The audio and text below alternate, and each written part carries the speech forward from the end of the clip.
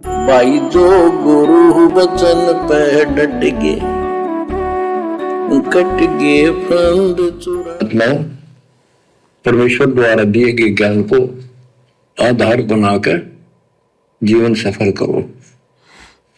इसमें सबसे पहला काम है कि पतिव्रता पद पर आना होगा। सबसे पहला काम क्या है भक्ति मार्ग में? पतिव्रता पद पर आना होगा। इस पतिव्रता पद पर आए बिना भक्ति शुरू भी नहीं होती है। चाहे आप 20 साल से सार नाम लेके भक्ति कर रहे हैं, करते रहो। अरे 650 साल पहले भी तो भैया किसी ने 10 साल भक्ति करी, किसी ने 20 साल करी, किसी ने 50 साल करी, कोई पूरी जिंदगी भक्ति करता रहा। एक भी पार हुआ क्या? खाली भक्ति करते रहने से पार नहीं होंगे।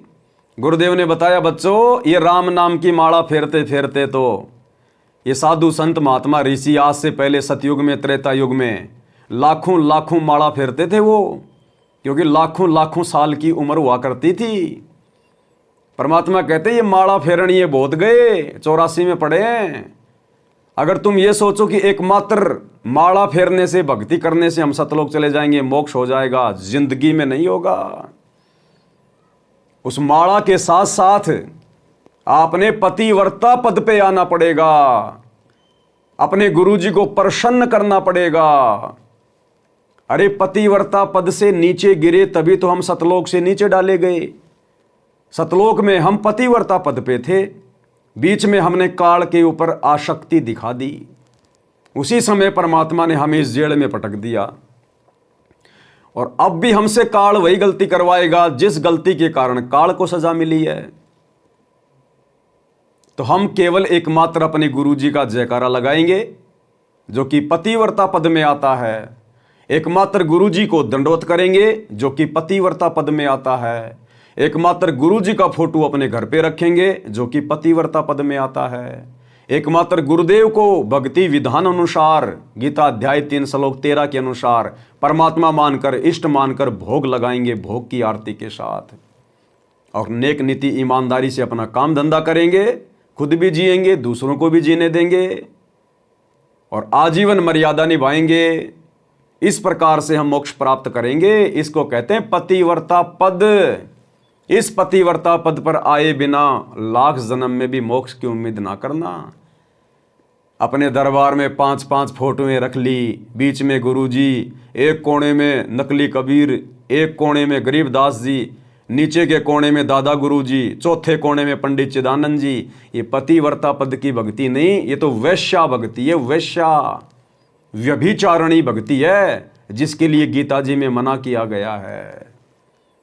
तो भैया कलयुग की बिचली पीढ़ी है। 30 साल से सतगुरु मनोरंजन करने के लिए संघर्ष नहीं कर रहा, यही बातें आप और हमारे जहन में डालने के लिए दिन रात एक कर रहा है।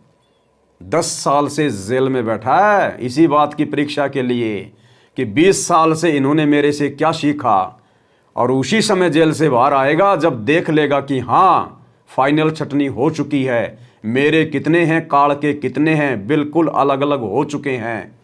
उसके बाद वो सतगुरु समृद्ध धनी अपनी उन विशेष प्यारी आत्माओं के लिए, उनको आगे की भक्ति देने के लिए, आगे का ज्ञान देने के लिए, उनको सतलोक के लिए तैयार करने के लिए फिर सतगुरु जेल से बाहर आएगा।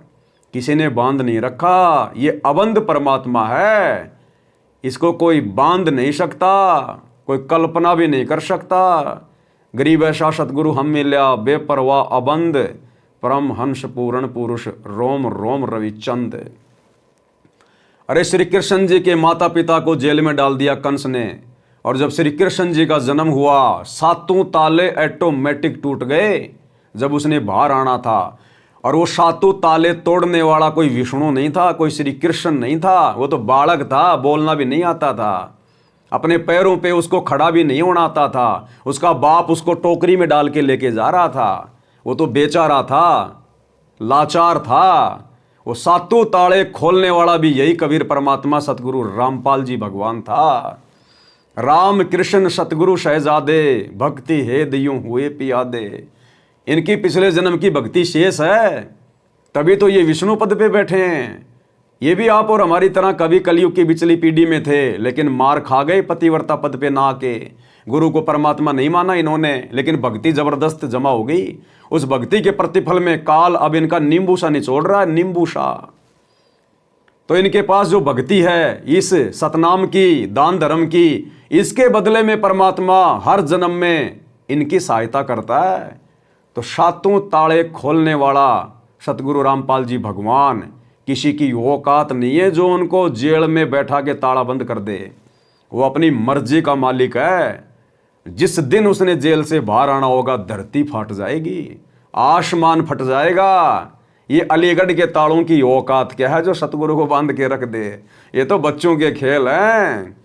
जब इस परमेश्वर की महिमा से परिचित हो जाएंगे तब पता चलेगा ये क्या चीज है। ये तो पतिव्रता पद पे आना पड़ेगा, बनाकर जीवन सफल करो।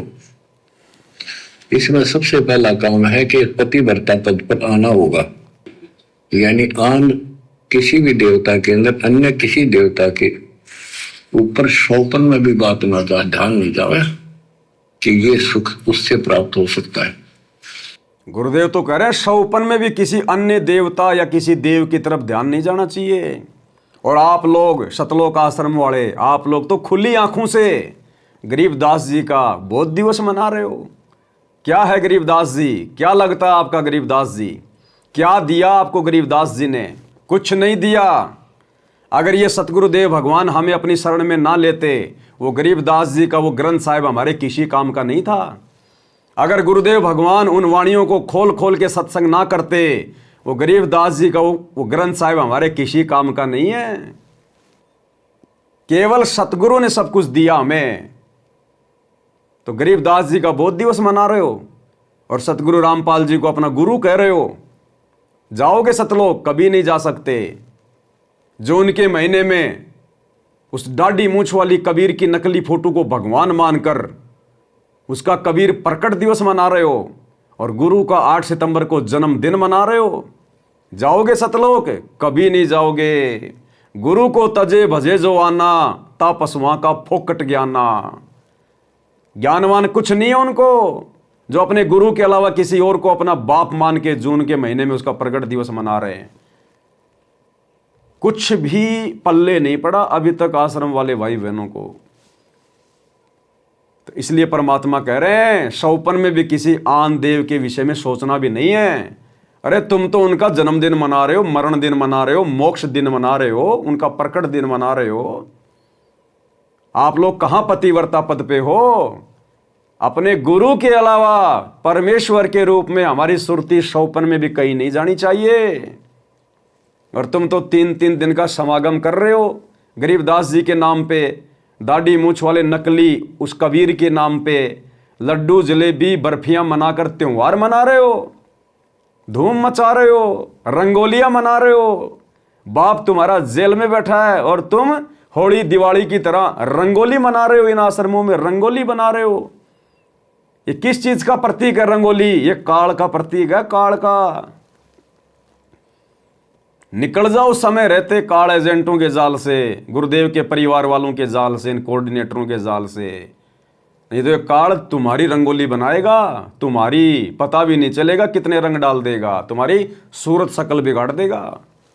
भाई जो गुरु बचन पे डट गे, कट गे फंद 84 के, कट गे फंद 84 के रकट।